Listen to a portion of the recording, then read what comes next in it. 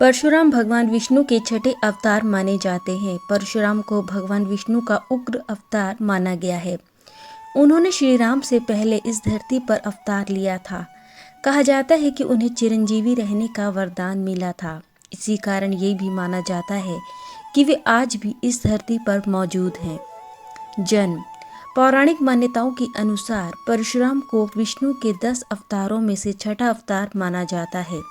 उनके पिता का नाम ऋषि जमदग्नि था और उनकी माता का नाम रेणुका था, जिन्होंने पुत्र प्राप्ति के लिए एक महान यज्ञ किया। इस यज्ञ से प्रसन्न होकर इंद्रदेव ने उन्हें तेजस्वी पुत्र का वरदान दिया और फिर बैसाख मास के शुक्ल पक्ष की अक्षय तृतीया को परशुराम ने जन्म लिया।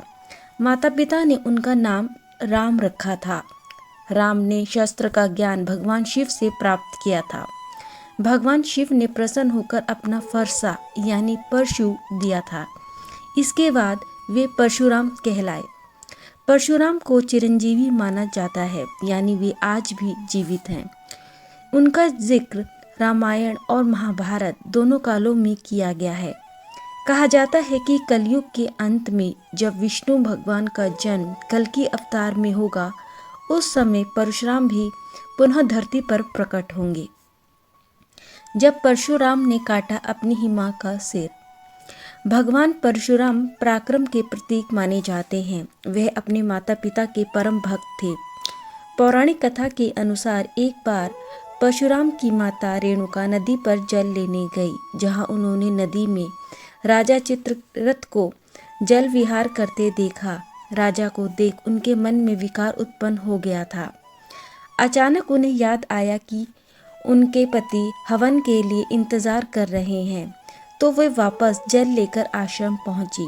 उनके पति ऋषि जमदग्नि ने अपने तपोबल से अपनी पत्नी के मन में आए और उत्पन्न हुए विकार को जान लिया था। इसी बात से क्रोधित होकर उन्होंने परशुराम से बड़े 3 अपने पुत्रों को आज्ञा दी कि वे अपनी माता का वध कर दे, लेकिन मोहवश कोई भी पुत्र अपनी मां की हत्या नहीं कर पाया। उसी समय परशुराम वहां पहुंचे।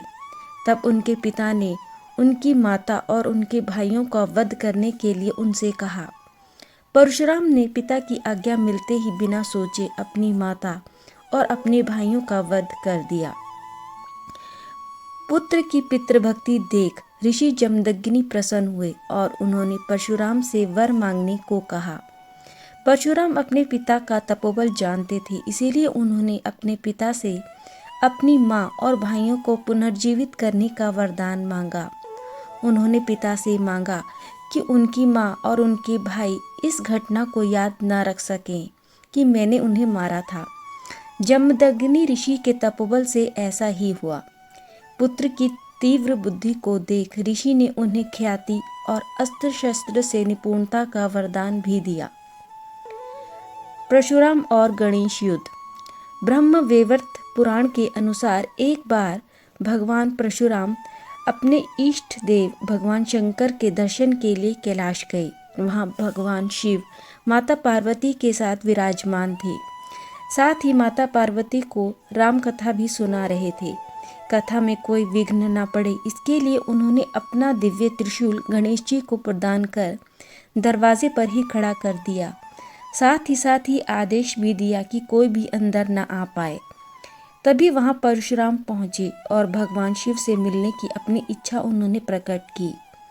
जब गणेश ने उन्हें अंदर जाने से मना किया तो परशुराम क्रोधित हो गए और परशुराम ने अपना दिव्य फरसा अर्थात कुल्हाड़ी गणेश पर फेंक दी, जिससे उनका एक दांत टूट गया। कहा जाता है कि परशुराम और गणेश से हुए युद्ध में जब गणेश जी का दांत जो टूटा था और उसी के बाद ही वे एक दंत कहलाए। माना जाता है कि इस घटना के बाद मां पार्वती परशुराम पर बहुत क्रोधित हुई, पर भगवान शिव ने उनसे कहा कि जिस प्रकार गणेश तुम्हारा पुत्र है, उसी प्रकार परशुराम भी मेरा ही पुत्र है और मुझे बेहद प्रिय है। इस घटना के पश्चात परशुराम ने माता पार्वती और गणेश जी से माफ़ी मांगी और गणेश जी ने उन्हें माफ़ भी कर दिया। तब परशुराम ने भगवान गणेश को अपने दिव्य फरसा अर्पित किया और उन्हें अपना आशीर्वाद भी दिया। इस घटना के बाद गणेश को एक दंत अर्थात एक दांत वाले भगवान के नाम से जाने जाने लगा। रामायण में परशुराम। त्रेता युग। कहा जाता है कि जब भगवान विष्णु के 7वें अवतार श्री राम के समय भी परशुराम उस युग में थे। जब सीता के स्वयंवर में प्रभु श्री राम ने धनुष तोड़ा तो महेंद्रगिरी पर्वत पर तपस्या कर रहे परशुराम क्रोधित हो स्वयंवर में पहुंचे और शिव धनुष तोड़ने वाले का नाम पूछा। पर भगवान श्री राम को देख उन्हें स्वयं से ये ज्ञान हो गया कि श्री राम स्वयं भगवान विष्णु का ही अवतार हैं, तो वे वहां से चले गए। महाभारत काल में परशुराम। द्वापर युग। भगवान विष्णु जब अपने 8वें अवतार में श्री कृष्ण रूप में धरती पर जन्म लेकर आए तो कहा जाता है कि उस काल में परशुराम भी थे और महाभारत युद्ध के कई महान योद्धाओं को भगवान परशुराम ने ही शिक्षा दी थी। परशुराम द्वारा भीष्म पितामह, गुरु द्रोणाचार्य तथा कर्ण को अस्त्र शस्त्र की शिक्षा दी गई थी। परशुराम का कोंकण बसाना। कहते हैं एक समय परशुराम के पश्चिमी तट की भूमि जलमग्न थी और पूरी तरह से पानी में डूबी हुई थी। तब भगवान परशुराम ने अपनी कुल्हाड़ी से समुद्र के पानी पर प्रहार किया तथा उसे पीछे ढकेल दिया। इससे वहां भूमि का निर्माण हुआ जिसे कोंकण की भूमि कहा जाता है। गोवा के निर्माण में परशुराम की महत्वपूर्ण भूमिका को याद करके उन्हें आज भी निर्माता रूप में धन्यवाद दिया जाता है। परशुराम की प्रतिज्ञा और 21 बार क्षत्रिय वंश का सर्वनाश। कथा के अनुसार कहा जाता है कि एक बार हे वंश के क्षत्रिय राजा को अपनी शक्ति पर बहुत घमंड हो गया था, जिसके चलते उन्होंने ऋषि मुनियों पर अत्याचार करना शुरू कर दिया। इसी के चलते क्षत्रिय राजा सहस्त्रार्जुन परशुराम के पिता जमदग्नि के आश्रम पहुँचे और वहां उनकी कामधेनु गाय को देख और उसके चमत्कार को जानकर राजा के मन में लोभ और लालच आ गया और उन्होंने महर्षि से कामधेनु गाय को बलपूर्वक छीन लिया। इसके बाद परशुराम को जब राजा की उद्दंडता के बारे में पता लगा तो उन्होंने क्रोध में आकर क्षत्रिय राजा सहस्त्रार्जुन का वध कर दिया। इसके बाद परशुराम की प्रतिज्ञा की शुरुआत हुई, क्योंकि कहा जाता है कि सहस्त्रार्जुन की हत्या का बदला लेने के लिए उसके पुत्रों ने परशुराम के पिता महर्षि जमदग्नि का वध कर दिया। पिता की हत्या से आहत होकर उनकी मां रेणुका भी सती हो गई।